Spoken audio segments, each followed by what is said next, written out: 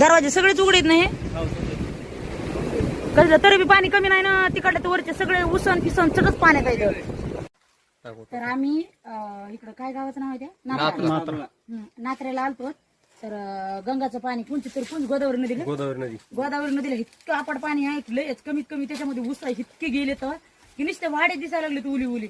जर ते लवकर जर समजा पाणी जर आटलं तर ते ऊस काहीतरी राहते नाही तर त्या ऊसाचं काही सुद्धा खरत नाही. तर आम्ही तिथून जाताना केळीचा बाग दिसला टेकडाला आहे म्हणून बरं झालं नाही तर सगळे केळीचे झाड जाऊन गेले असते. आणि काही काही अशा ठिकाणी असे म्हणजे केळी सगळ्या अशा पाण्याने अशा वजाने पडलेल्या आहेत. तर कुठेतरी थोडंसं चांगलं आहेत म्हणून म्हणलं चला व्हिडिओ काढावा. तर माहिती का माझी अशी विनंती यायची सरकारने माहिती का शेतकऱ्याची चूक करून त्यांना काय ना काहीतरी खरंच त्यांनी मदत करायला पाहिजे. सगळे कापसं पाण्यात डुबलेत सगळे कापसं हो कापसं काय कापसं पाण्यात डबडब व्हायला लागले कापसन काय राहिले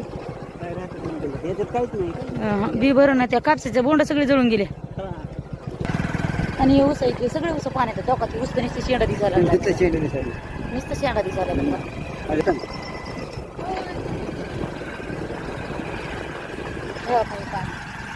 ऊस आहे का नुसतं पाण्यात डबडब करत नाही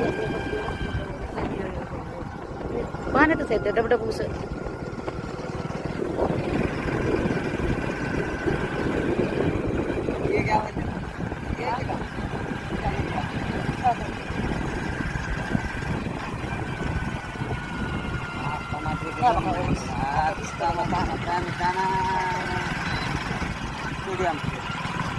त्याचे लस परवा वाढत त्या